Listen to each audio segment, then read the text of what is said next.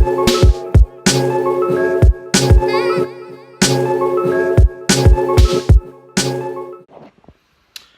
up, everybody? Coda's Corner.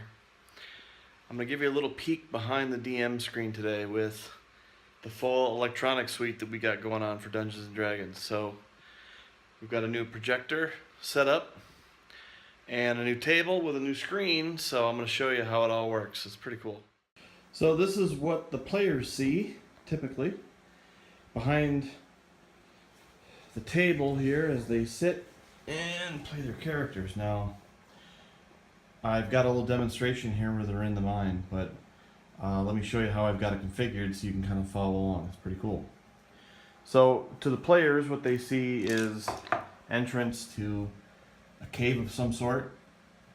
I've got a dragonborn and a rogue. They've made it all the way in this far. Now you can see around the edges here that I am using the Roll20 framework. I've also picked up a little piece of wood from Home Depot and I painted it white, and that picks up the signal nicely from the projector that I've hung from the ceiling down over here with the HDMI cable into 2 stations. Now, as I walk behind the DM screen, a couple things I've got going on. So, this is the master screen here, or the DM screen. And what's neat is I'll try and show you what the players would see and what I see when I'm running in game. So, what I've got here is this is first of all hooked up into a sound bar.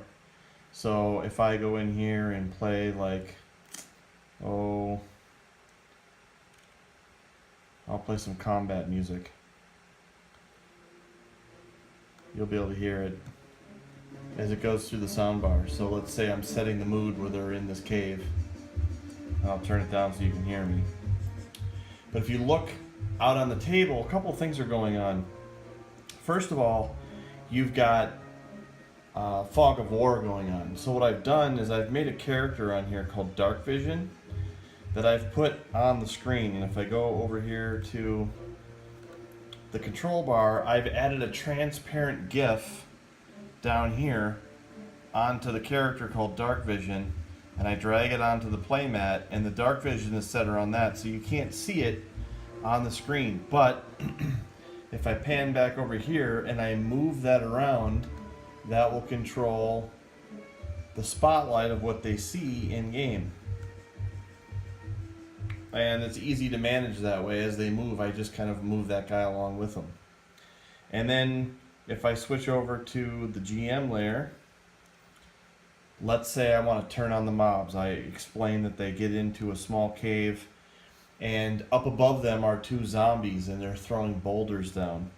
I then change these guys to the token layer, and then all of a sudden the players are freaking out because now they've got zombies on there.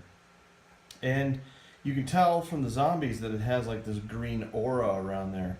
So I'm using an API script on Roll20 that gives a health aura on top of the mobs. And I typically play with kids, so I want them to realize which one's hurt. It makes it a lot easier for me to manage which one's hurt and injured and almost dead. So if I go to the one on the right, and let's say the Dragonborn says that he moves up and he is going to swing on this guy.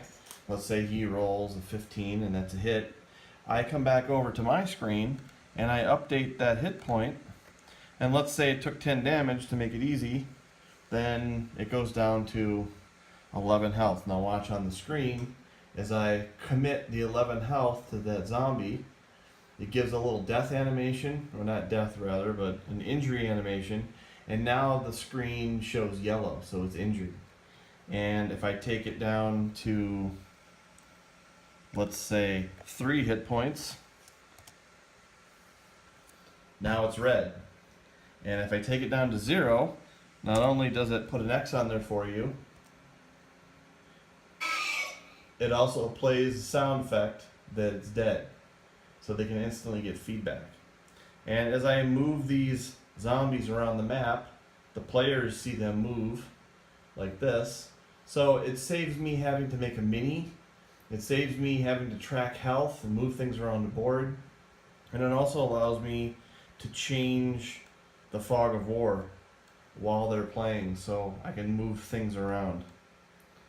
And the system is basically coming from a Surface that I'm doing my DM screen.